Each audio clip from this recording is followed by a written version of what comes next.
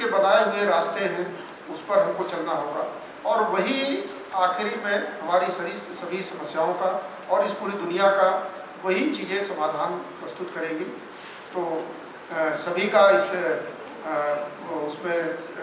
सम्मेलन में क्योंकि समापन की बेला है और अभी सर से चर्चा हो रही थी, तमाम विद्वान हमारे बीच जो आए हैं उनसे भी चर्चा हो। अभी सर ने आदेशित भी किया है हमको, माननीय कुलपति जी ने, कि अगले साल से हम लोग नेचुरोपैथी में यूजी का कोर्स हम लोग प्रारंभ करेंगे। इसका प्रस्ताव तमाम हमारे जो विद्वान हैं उनका मार्गदर्शन हमको मिलेगा और हम अगले साल से नेचुरोपैथी का निश्चित रूप से जुलाई में उसको हम आरंभ करने में कामयाब होंगे। तो हमारा जो योग है, दर्शन है, क्योंकि धीरे धीरे हम लोगों ने फिलॉसफी डिपार्टमेंट चालू किया, फिर योग में डिप्लोमा का कार्यक्रम चालू किया, फिर एमए योग को चालू किया।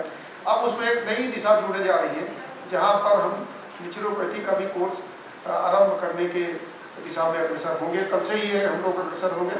तो अगर आप लोग इसी ढंग से, आप लोगों का इस ढंग से किसी विषय से दे रहा तो निश्चित रूप से वो विषय भी आगे बढ़ेगा। हमने तमाम सेमिनार और संगोष्ठी और कॉन्फ्रेंसेस देखे हैं।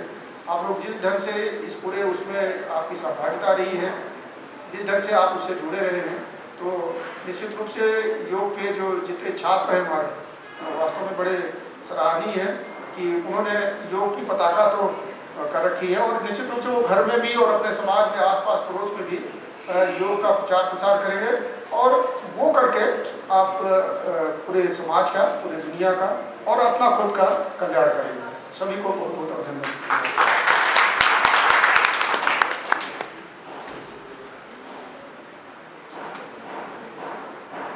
जैसा कि पूज्य सर ने सभी का अभिनंदन किया, आर्यावर्त सिद्धांत संरक्षक पक्षतः और योग केंद्र दर्शन शास्त्र अध्ययनशाला विक्रम यूनिवर्सिटी दोनों संस्थाओं की तरफ से हम पुनः आप सभी के प्रति स्वागत एवं अभिनंदन का भाव रखते हैं।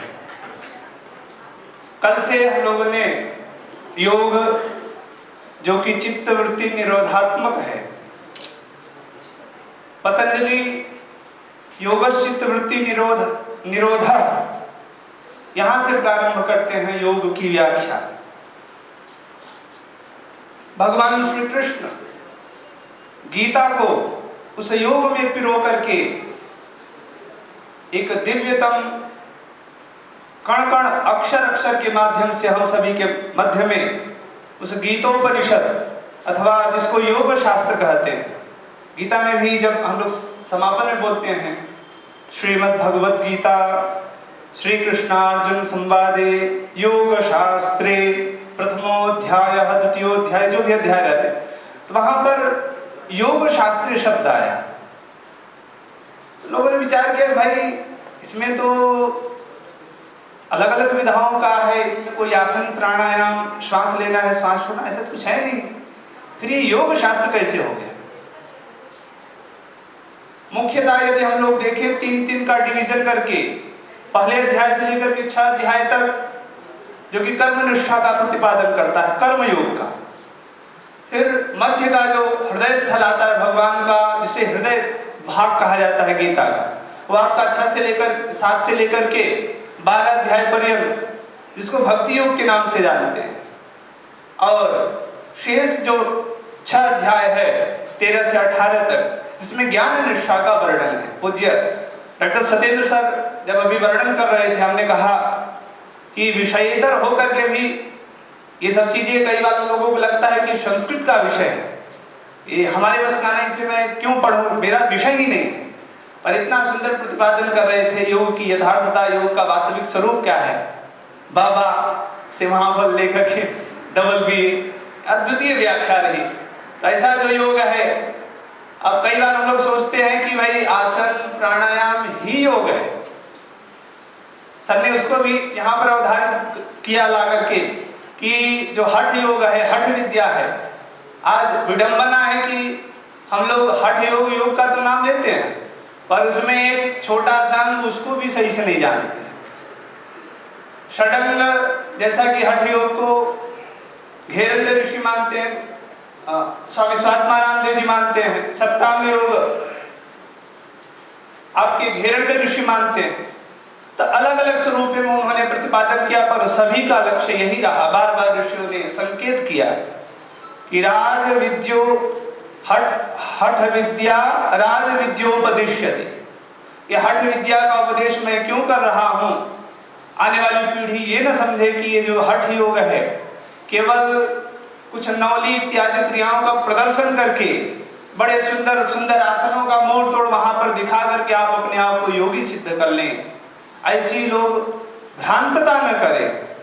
इसलिए उन्होंने कहा कि केवल और केवल राज विद्या का जो सोपान है, सीढ़ी है, वहां तक मैं आपको पहुंचा दूं, यही इसका ध्येय है हठ योग का। न कि केवल किसी एक आसन में सीमित हो जाना, वो भी बड़ी विडंबना है। आसन में भी सीमित हो गए तो हमारे यहाँ कहा गया भवेद द्वादश वत्सरम। स्वामी स्वात्माराम देव जी लिखते हैं, किसी ने पूछा भाई आसन की सिद्धि हम कब माने, कितने दिन में आसन सिद्ध हो जाएगा? तो आजकल लोग तो 2 महीने किए, बोले हम सिद्ध हो गए, 8 दिन में हम कर रही। तो कितनी सुंदर बात वहां कहते हैं कि द्वादश मतलब होता है 12, अवत्सर मतलब होता है संवत्सर। तो संवत्सर से लेना है 1 वर्ष। कब सिद्धि होगी? तो बोले 12 वर्षों तक आप एक आसन का अभ्यास करिए, तब आपको आसन में सिद्धि मिलेगी, योग में नहीं, आसन। जो कि एक हठ योग की दृष्टि से देखें तो पहला सोपान है।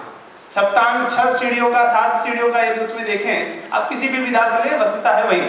तो पहली सीढ़ी आप 12 साल तक जब एक आसन का अभ्यास करेंगे तो उस आसन की केवल सिद्धि होगी। फिर उसके बाद बोले कि आसने जिते सती, जब आसन आपका सिद्ध हो जाए तब आप प्राणायाम की ओर अग्रसरित होइए। तो कोई ऐसी छोटी विधा नहीं है। कभी और समय रहा तो हम लोग इस पर विचार करेंगे। हालांकि सर के माध्यम से और आदरणीय बिंदु मैम के माध्यम से हम लोग इस पे ऑनलाइन माध्यम से भी जुड़ते रहे हैं। विगत 2-3 साल हो गए।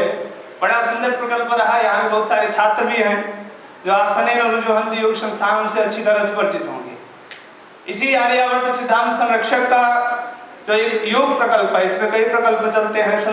संस्कृताइदम करके जो संस्कृत संवर्धन के लिए संचालित है, गौ प्रकल्प है, संस्कार संस्कृति इत्यादि अनेक इसके प्रकल्प हैं। उसी का एक अभिन्न अंग है। और या फिर जिसके माध्यम से, जिसमें हम लोगों ने बड़ी दक्षता प्राप्त किया, ऐसा है आसनेन रुजुहंती योग संस्थान। उसके माध्यम से ऑनलाइन विधा से कोविड काल में तो हम लोगों ने कम से कम 10,000 लोगों तक योग का संदेश लेकर के इसको प्रचारित किया था, जिसमें विक्रम यूनिवर्सिटी, गुरु गोविंद जयंती विश्वविद्यालय और अपनी संस्था आसनेन रुजुहंती योग संस्थानों के माध्यम से दक्षिण भारत हो या फिर कोई भी भारत के विभिन्न जो हिस्से हैं, कश्मीर से कन्याकुमारी तक, कन्याकुमारी से रामेश्वरम तक, ये जो योग की विधा है उसमें हम लोगों ने 36 दिवसीय शिविर का आयोजन किया था ऑनलाइन विधा से। और उसमें बड़ी ही तल्लीनता के साथ लोगों ने अभ्यास किया। हम सभी के मध्य में कई ऐसे विशिष्ट महानुभाव हैं जिन्होंने सर्वस्व त्याग करके उसमें, क्योंकि जीवन सब कुछ है, जीवन के बिना सारा वैभव, सारा सामर्थ्य, यश, प्रतिष्ठा सब कहीं न कहीं विखंडित है। तो ऐसे जीवन को प्रदान करने वाला जो योग है उसको हम सभी अपने जीवन में आत्मसात करें। और योग की ओर बढ़ने के लिए आपको क्या आवश्यकता है? तो सफाई, स्वच्छता, आंतरिक और बाह्य शौच की बात हमारे आती है। शौचम द्विविधम आभ्यंतरम बाह्यंच। बाह्य और आभ्यंतर शौच की वहां पर हम लोगों के यहाँ निवेदन है। कल विकास दीक्षित गुरु जी भी बड़ा सरल तरीके से इन बातों को उन्होंने कहा था। तो ऐसे विधा को, और जो कुछ बिना खर्च किए सर्वस्व की प्राप्तता कराता, ऐसे प्राकृतिक चिकित्सा के परम निष्णात विद्वानों का भी हम सभी को मार्गदर्शन प्राप्त हुआ। और बड़ा सौभाग्य रहा, क्योंकि कुलपति सर तने कर्तव्यनिष्ठ है, कर्तव्य परायण है, जिनके विषय में मैं सुनता रहता हूँ और मुझे स्वयं उनका सानिध्य कई बार प्राप्त होता रहता है। बनारस में भी आए थे तो उन्होंने, उनकी जो दिनचर्या है इतना अद्वितीय है कि जिसका वर्णन करना असंभव